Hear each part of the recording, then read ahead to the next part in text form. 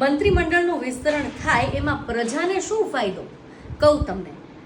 દેશના યશસ્વી વડાપ્રધાન નરેન્દ્ર મોદીજી અને અમિત શાહજી ગુજરાતની રગે રગ જાણે છે.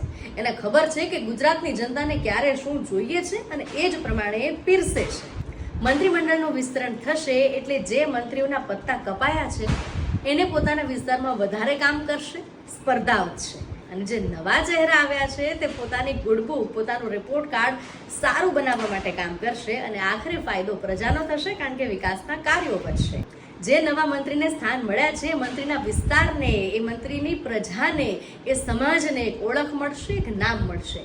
જૂના ને નવા વચ્ચે સ્પર્ધા વધશે એટલે ફાયદો તો પ્રજાનો થશે. પોતાના વિસ્તારના પ્રશ્નો પોતે રજૂ કરશે મંત્રી તરીકે, એટલે વિસ્તારનો વિકાસ અને વિસ્તારના પ્રશ્નોનું સોલ્યુશન થશે. આખરે તો ફાયદો પ્રજાનો આપણે જોવાનો છે. ભારતીય જનતા પાર્ટીનું સૂત્ર હું છું ગુજરાત, હું છું વિકાસ, એને સાર્થક કરશું.